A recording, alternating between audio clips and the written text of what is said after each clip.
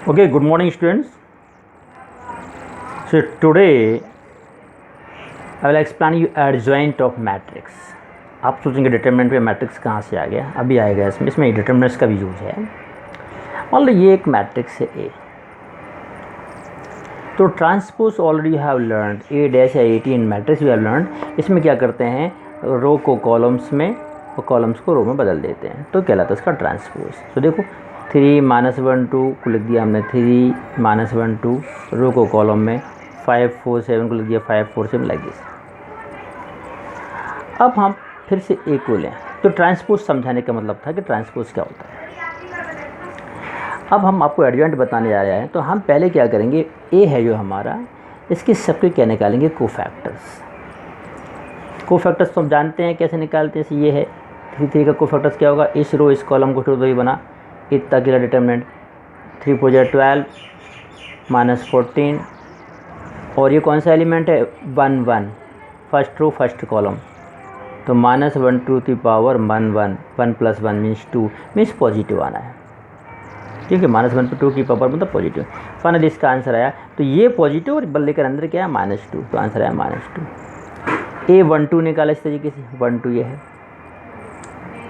तो 1 2 मतलब आप ऐसे देख लिया, 1 + 2 मतलब 3 मतलब नेगेटिव आना, तो माइनस साइन, और 3 5 × 15 -42 +42 मिला के आ गया -57, लाइक दिस। A13 निकाल लिया, सब निकाल लिया पन्ना, सबके कोफैक्टर्स निकाल दिए।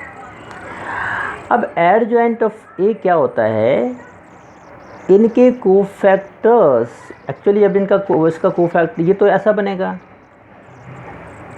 A11 A11 A12 A13, फिर A21 A22 A23 A31 A32 A33।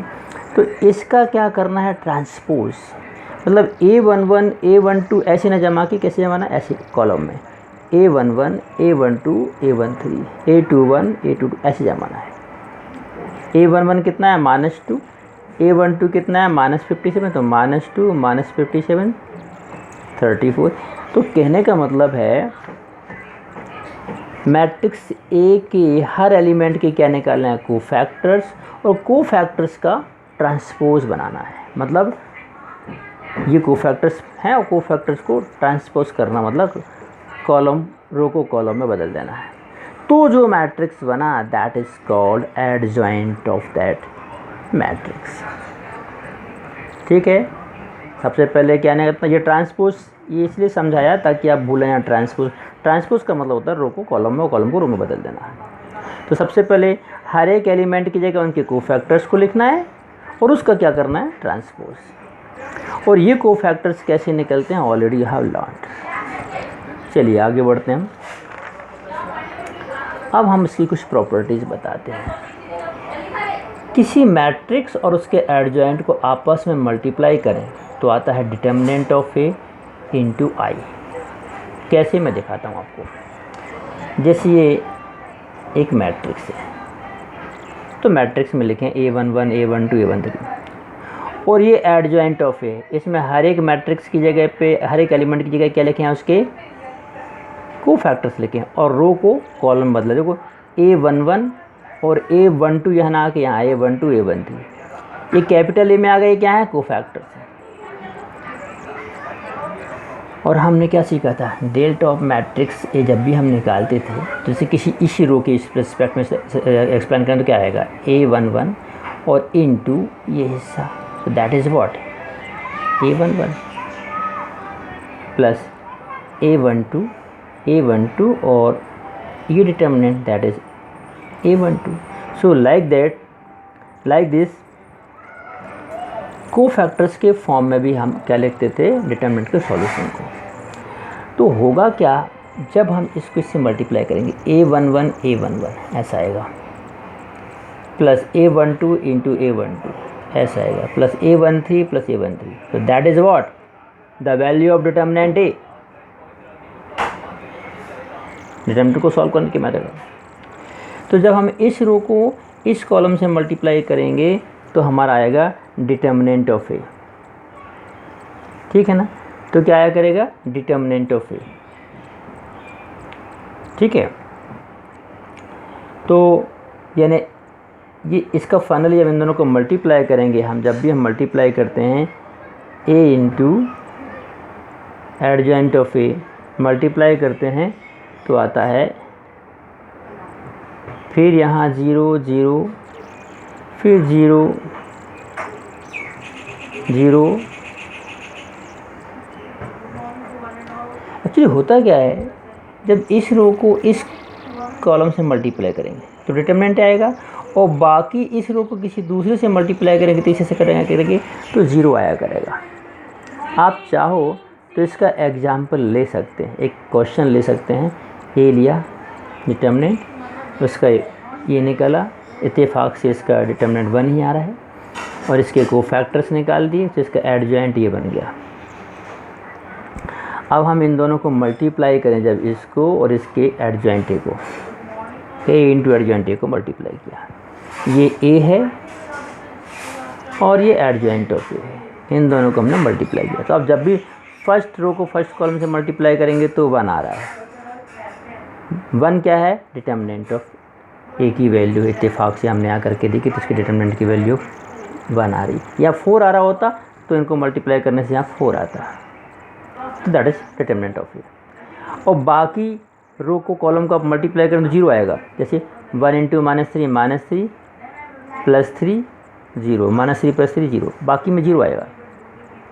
तो कहने का मतलब है कि ए को एडजॉइंट ऑफ ए से मल्टीप्लाई करेंगे तो ऐसा एक मैट्रिक्स आएगा, ठीक है। अब इस पूरे मैट्रिक्स में से हम डिटर्मिनेंट ऑफ ए कॉमन ले लें तो बचेगा, यहाँ क्या बचेगा, 1 1 1 1 मतलब आई। सो फाइनली हमारा कंक्लूजन हुआ कि ए इंटू या एडजॉइंट ऑफ ए इंटू ए ऐसे कर दो, या चाहे आगे पीछे, तो एक क्वेश्चन क्या होता है, डिटर्मिनेंट ऑफ ए इंटू आई। थोड़ा जल्दी जल्दी हो गया, खैर आज मैं लेट वीडियो बना रहा हूँ इसलिए जल्दी से इसको फिर से भी समझा दूँगा, डोंट वरी। तो इसको ध्यान रखना अपन को, A adjoint of A into A equal to होता है determinant of A into I. मैंने किसी ए मैट्रिक्स को उसके एडजॉइंट में मल्टीप्लाई करें तो उसका determinant into I means what, identity matrix आता है। अब कुछ और बातें बताते हैं। किसी डिटर्मिनेंट का मैट्रिक्स यदि 0 आए तो उसे कहते हैं सिंगुलर मैट्रिक्स। जैसे ये मैट्रिक्स है, इसका डिटर्मिनेंट आ रहा है 0, 4 8 1 8 -8 0। और देखो एक चीज़, इसमें एक चीज़ और बताते हैं हम आपको। अब डिटर्मिनेंट ऑफ एडजॉइंट ऑफ ए का डिटर्मिनेंट निकालें। अभी तो ये मैट्रिक्स के फॉर्म में ऐसे नहीं लगाया, अब डिटर्मिनेंट लगा दिया है तो यहाँ भी डिटर्मिनेंट कर दिया। तो डिटर्मिनेंट में इस रो में से एक कॉमन आ जाएगा, एक डिटर्मिनेंट है, इसमें से एक कॉमन आ जाएगा डिटर्मिनेंट है, इसमें से मैट्रिक्स से डिटर्मिनेंट तो हर रो में से कॉमन ले सकते हैं, तो बाहर आके आ जाएगा डिटर्मिनेंट ए का क्यूब, और यहाँ क्या बचेगा आई, बन गया डिटर्मिनेंट ए का क्यूब इंटू आई। ठीक, मतलब इस ओनली डिटर्मिनेंट ए का cube, I means identity matrix, तो यहाँ से ये इसको डिवाइड कर दें क्योंकि इसके अपॉन में आएगा, तो आएगा डिटर्मिनेंट ए का square, adjoint of A equal to determinant A का स्क्वायर। इस पे बेस्ड एमसीक्यूज बनते हैं। ठीक है, अब एक बात और आपको बताते हैं। तो हमने फाइनली सीखा है A into adjoint of A equal to determinant A, हमारा फॉर्मूला बना है। तो हम दोनों तरफ इसको एक काम करें, ए यहीं लिख के 1 upon determinant of A adjoint of A कर दें, तो यहाँ क्या बचेगा आई। ये तो एक नंबर है, इसका मतलब A into this equal to I means this is what, inverse of A, this is inverse of A. ठीक है, सो अब आपको फाइनली क्वेश्चन आएगा, फाइंड इनवर्स ऑफ ए। तो आप इस मेथड से करें। कैसे एक एग्जांपल और दे रहा हूँ, फिर बाकी हम आपको इसको दोबारा बताएंगे, क्योंकि मैं खुद सेटिस्फाई नहीं, इतनी जल्दबाजी मैंने किया। 10 o'clock बज रहे हैं, 10:35 से आपका पीरियड है। ए इक्वल्स टू ए है, हमसे क्वेश्चन होगा find the inverse of matrix A, find the inverse of matrix A. तो हम क्या करेंगे, सबसे पहले इसका डिटरमिनेंट निकाला, 2 × -1 + 0 और फाइनल करके आ गया -3। फिर इन सब के कोफैक्टर्स निकाले, और इन कोफैक्टर्स को हमने ऑलरेडी A11 A12 ऐसे अरेंज करके और इसका एडजॉइंट ऑफ ए निकाल दिया। ये हम आपको सिखा चुके हैं।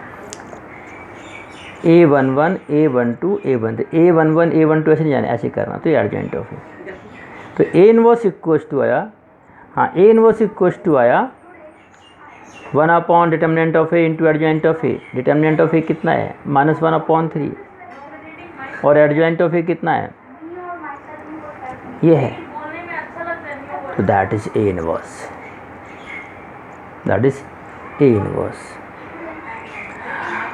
ओके, तो यदि आपको समझ में आया तो ठीक है, अदरवाइज़ मैं अभी आज की क्लास का काम चलाइए, मैं मंडे को इसको फिर से एक्सप्लेन कर दूँगा। ओके, और then you try to attempt some question of exercise. Okay, thank you very much.